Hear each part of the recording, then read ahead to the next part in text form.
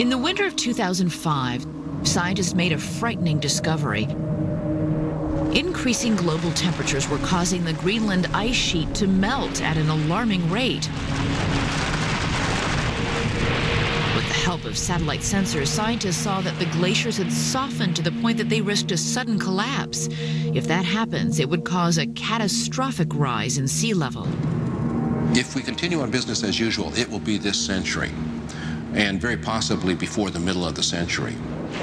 You mentioned the sea level would rise 20 feet alone if Greenland melted. How does that affect the world? Well, that kind of an increase would inundate most of South Florida, most of South Louisiana, parts of Manhattan.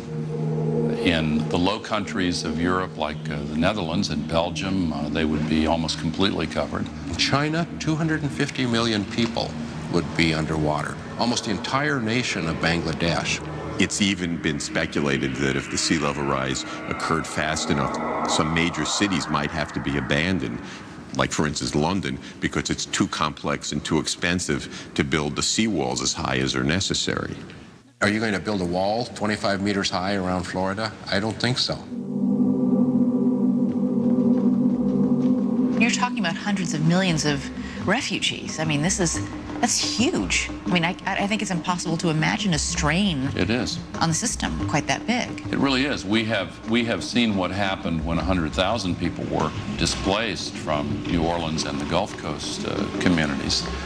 And it's difficult to imagine a couple of 100 million.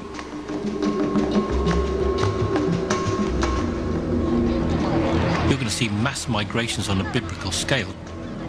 Obviously, the movement of people into new areas and the social ramifications of that are going to cause real problems. As an estimated 1 billion people worldwide are forced inland by rising waters, the remaining habitable land will ironically be gripped by a different kind of water crisis.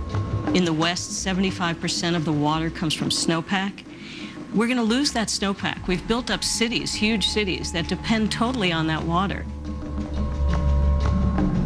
With the planet's fresh water in short supply, it would become increasingly difficult to grow crops, setting off a worldwide food shortage, igniting a new set of crises.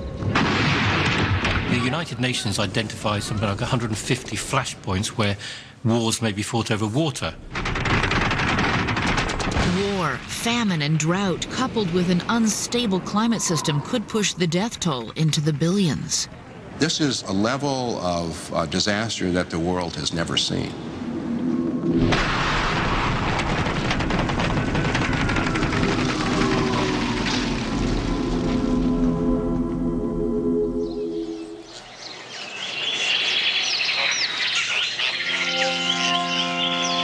The future is by and large in our hands. We can choose between a modest warming and a radical warming. The generation now alive, the generation that you see looking around you, for the first time in history, is the generation that controls the destiny of the planet itself. And unless we are careful, our children and grandchildren may say to us that we ruined everything.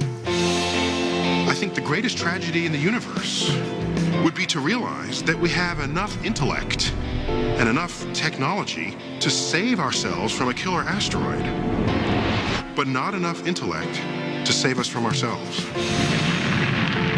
If we're smart enough to go to the moon, if we're smart enough to build the internet, we really ought to be smart enough to stop global warming. Reducing carbon dioxide output is not rocket science. The technology needed for cleaner engines, efficient power, and sustainable development exists on the shelf today. We're driving cars that get 20 miles to the gallon. They could be getting 80. That could save 3/4 of the oil we use in our cars. So there's so much that we can do. That's really simple. In order to get the Earth's climate back on track, each of us individually and as a nation will need to learn how to meet our food, transportation, and electricity needs without filling the air with CO2. While cities like Portland, Oregon have made great strides in reducing emissions, and various states have introduced legislation to help reduce CO2, the problem has yet to be addressed on a national scale. We haven't even tried to live sustainably yet, and that's That's what we will have to do. That's the lesson we have to take from this crisis that we're in. But even if we find the political will to make the necessary changes in the United States, I mean, what about China and India? China's putting a new coal plant online every single week. So even if we change, if the rest of the world isn't doing it, what good is it going to do? In order to convince China and India to help solve this problem, we have to provide leadership, moving first and gaining moral authority to require the others to join. It's obviously not going to be easy, but I think it is possible. And I think that the reason it's possible is because when we look at the alternative, it's unfathomable. To allow ourselves to destroy the world as we know it is unfathomable, so we have to do what it takes to fix it. We have to reverse global warming urgently, if we still can. The Earth is in much more danger from human action than from natural disasters. This is not a prediction of doom, but a wake-up call. We have to recognize the dangers and control them. I'm an optimist, and I believe we can. We live on a very tiny planet orbiting an average star in a massive galaxy, and remarkably, we're the only creatures that we know of that have started to unlock the secrets of the universe. Whether it is part of a grand design or just luck, it is amazing that we are here on this night thinking about our future. The speed of change has been so incredible. Our curiosity, our ingenuity, and technology have brought us to a crossroads.